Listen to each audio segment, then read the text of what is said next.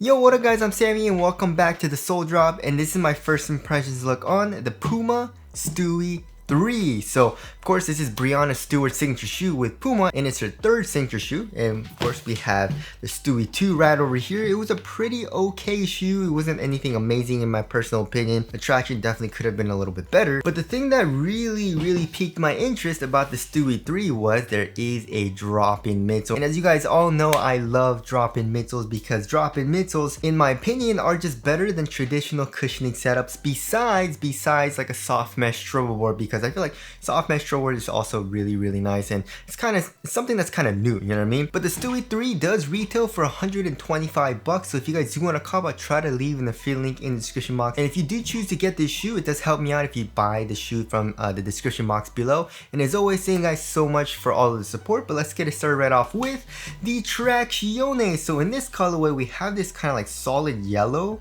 rubber outsole, and it's kind of like this mustard yellow, you know, like a darker yellow color. And the traction pattern is actually really cool. Just looking at it from the bottom of the shoe, it just looks like a very interesting pattern. But then you come here into the heel and it starts with a rose, right? This flower, and it kind of comes down, right? And it does have some leaves going around the side of the outsole a little bit right here. But once you get into the bottom of the shoe, right, like in the ground, we can see kind of like a root system, and it goes all the way down. We got some deep roots, and of course we have her logo here in the heel as well. But it's just a really cool traction pattern. However, I don't like so I like the traction pattern, but I don't like it at the same time, because look at these. Like, I'm so tired of nubs. And we have these kind of like really thin lines, like extremely thin lines. It's basically this serrated like line pattern, and it's just extremely thin, right? So obviously for durability, it is not going to be good, especially if you're playing on outdoor court. Even on the indoor court, I don't think it'll be good. I feel like even like right here, it'll rip off. So we'll have to see on how good the durability is even on an indoor court. But yeah, just trying it on my wood floors, how does the traction feel? It feels pretty good, you know. There seems to be a little bit of a stop, but it doesn't feel top tier or anything like that. And that's kind of what the Stewie 2 was for me. You know, it was pretty good, but it wasn't amazing, you know what I mean? So same thing here in the Stewie 3, but it does seem to have a little bit of like a bite back, you know what I mean? So for example, in like the Kauai 4, the Kauai 4 also was a really pliable rubber, right? So because of that, if there was a groove going perpendicular to your movement, it would kind of like push back, right? It would go like this and it kind of push back because of the soft rubber, and that's what it kind of feels like here in the Stewie 3 as well, which is pretty good. We'll have to see, of course, on dust performance as well. The grooves are extremely close together, so hopefully it doesn't pick up too much dust, but of course we'll have to see on that. Also, nothing that I noticed is that there's absolutely zero squeak to this outsole, which of course has nothing to do with performance. You know, you can have a really good traction pattern with zero squeak, and a shoe that has a lot of squeak that doesn't have good traction, right? But yeah, it has zero squeak, and I feel like a lot of people, including me, like to have a squeaky outsole. So the Stewie 3 right now, it doesn't have that much squeak. Hopefully once I break it in, it starts to squeak a little bit more, but I have my doubts on that.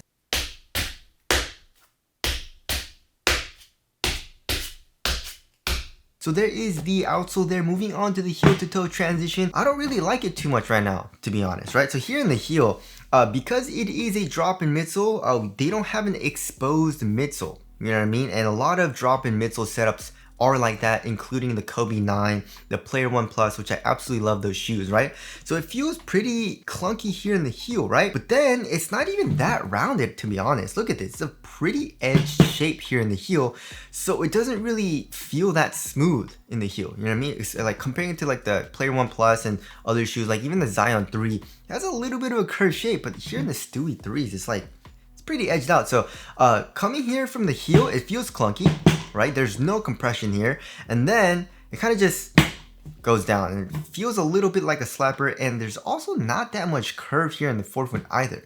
There's a little bit, but it's not that much of a rocker shape, so it feels pretty clunky, you know? So I don't really like that. There is a good amount of forefoot flex, however, like it's very flexible, so that does help it feel less clunky. But overall, the heel to toe transition does not feel very smooth, which is a little bit disappointing, right? And now moving on to the cushioning setup. So as far as the overall foam goes for the drop-in midsole, it says they're using nitro foam, which is the foam that they pretty much use in all of their shoes. But there is kind of like a bottom loaded foam as well. It does feel pretty dang soft here in the forefoot, but they're not specifying what this actual foam is, so I don't really know what it is. Also, we have this midfoot shank plate on the bottom of the drop-in. You know, it's bottom loaded as well. That'll be good for torsional support. But yeah, this is all nitro foam, and nitro foam is pretty dang nice. It's soft, like underfoot cushioning in the forefoot, in the midfoot, and also here in the heel is extremely comfortable. There's a lot of compression, which is really, really nice. I like that. So that feels really nice. Overall court feel seems pretty good as well. It doesn't seem amazing right now. I mean, the foam is actually quite thick in the heel and also in the forefoot. It's not super duper thin, and also the texture is really nice. There's a really nice texture to this foam, so yeah, it kind of like grabs your sock and improves the lockdown as well, which is what most drop-in midsoles do, right? And also, of course, we do have a raised sidewall, which we'll get into in support, of course. But yeah, this drop-in midsole is really, really nice, right? But I just don't like the outside of the shoe where it feels really, really clunky. You know what I mean?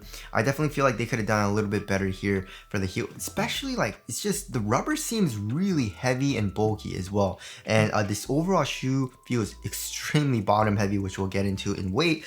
But the drop-in, right, with the nitro foam, it feels really nice and comfortable. And now moving on to the upper, so we have an EM material and it feels pretty nice, but also it does feel a little glued down as well, right? Especially here in the toe box, feels a little glued down, a little flimsy, you know, but overall it feels pretty nice for quality.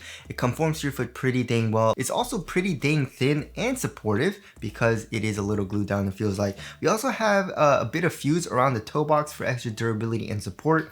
And then coming here into the midfoot area, it gets pretty stiff, especially on the lateral side, right? So I feel like they did a little too much, you know, for all of this. You know what I mean? We have this plastic piece. It does have like this floral design to it, which is kind of like the overall design theme of the Stewie 3, which I do like, but it's a pretty stiff feeling TPU, right? Also, we have the Puma logo here on the bottom of that. And then here in the ankle area, we have a bit of fuse with some more like leaves, I guess, right? Around the eyelets. And also here in the heel with the Puma logo in the back, right? And then for the tongue, it feels really nice and plush. And I feel like that's what I love about Puma shoes. They have a good amount of padding in their tongues, which makes it feel very, very cozy on top of your foot. It's also a half booty construction tongue, giving you a better overall one-to-one fit. And then here in the ankle area, I would say it's around average for the padding, which is kind of weird because Puma usually gives us a lot of padding here in the ankle area, especially with like the MBs, you know, LaMelo Ball shoe. But for the Stewies, I feel like they've kept it pretty average for the padding, but overall it feels really nice on foot. And for 125 bucks, I feel like they did a really good job, right? For the material for the tongue, we have kind of like this knit material as well, which feels pretty quality. I don't like the very wide flat laces that they got going on. It looks like a tapeworm to me. You know what I mean? But overall, the quality is great and feels pretty dang nice on foot. So there's the upper there. Moving on to the fit. So I went up half a size and the shoe fits me extremely snug, right? So I went true to size for the Stewie 2 and it's a really, really snug fit for me here in the Stewie 2s, which I did like, right? But it felt a little uncomfortable walking around in it. But when I was playing basketball in it, it felt nice and snug and secure. But here in the Stewie 3, I wanted it to be a little bit more relaxed. So I did go up half a size and I was surprised because it's still extremely, extremely snug, right? So me going up half a size, there is a little bit of length, which surprised me. But I didn't really notice the length all too much because here in the toe box is still extremely freaking snug. It's a really, really snug fit here in the toe box. Also width-wise, I would say it is slightly narrow as well. So it's a really nice snug fit for me going up half a size. And if you want a really, really snug fit, probably go true to size, but I would suggest most people go up half a size. And if you have a wide foot, or you want a roomier fit, probably go up a full size or even like a size and a half because it is really, really snug for me, even going off half a size, right? And also this is a women's shoe, so it is in women's sizing. So if you are a dude and you want to get the shoe, so if you're a size 10 in men's, you'd have to go a size 11 and a half, right? That's kind of like the conversion from women's sizing to men's sizing. But like I said, go up half a size. So if you're a size 10 in men's, probably go a size 12, right? That's what I did. And then moving on to the support and lockdown, it feels like it'll be very, very good. So for lateral containment, like I said, we got 2 lateral counters going on inside of the shoe because of the drop-in midsole, right? So because of the raised sidewall in the drop-in midsole, it does add an extra layer of support for lateral containment. In the forefoot, it does seem a little short, however, but it still comes up a little bit. And then coming into the midfoot and heel, it does raise up a good amount. And also on the outside of the shoe, we have this rubber right? The rubber comes up acting as a sidewall here in the forefoot. And here in the heel, there's a very stiff internal TPU heel counter. So lateral containment feels like it'll be very good. Lateral stability, we'll have to see on that, right? That's something that Puma isn't very good at. They don't really add outriggers in their shoe for some reason. They don't. They're just nothing here, you know what I mean? So we'll have to see on how the lateral stability is. And also lockdown seems pretty good. I'm not really experiencing any type of heel slippage or anything like that. So overall support and lockdown does feel pretty good besides the lateral stability. And now moving on to the weight of the shoes. So yeah, that's also something that Puma is extremely bad at. They make very heavy shoes. But it's not responsive. A lot of them aren't responsive because, you know, the traction isn't the greatest, you know? So yeah, this shoe feels freaking heavy, guys. I'm guessing like 14 ounces? Yeah, 14.35 ounces, guys. And let's check the other shoe. 14.7 ounces. That's like, let's average it to like 14.5 ounces around there, right? The Stewie 2 is probably a good amount lighter. Yeah, 12.45 ounces. So they added around 2 ounces to the freaking shoe, which is crazy. And I feel like, you know, Nitrofoam is on the heavier side of things, but this doesn't feel super heavy. You know what I mean? Let's check the actual drop-in.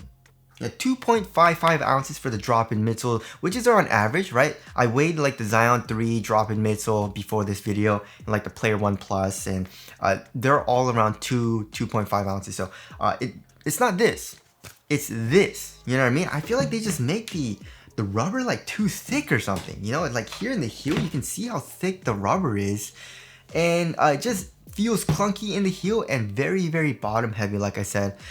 So I don't really like how the shoe feels on foot too much, you know, like the clunkiness and how bottom heavy it is. Don't like that all too much. You know, I definitely feel like they could have made the rubber a little less substantial, you know what I mean? But we'll have to see on how responsive this shoe is, you know? Overall fit is great. Support seems really good so far as well. It's just we'll have to see how good the traction is. So there is the weight there that is a little bit of a bummer. And now moving on to the aesthetics, I love it. This shoe looks absolutely amazing. This colorway looks absolutely amazing as well, with this kind of like gradient. You know, it's not really a gradient actually. Like the upper is just one color, but then it makes it look like there is a gradient on this shoe. You know what I mean? But I do also love the flower theme of the shoe as well, right? For the fused material, for this plastic piece, for the fused material on the medial side, for the outsole.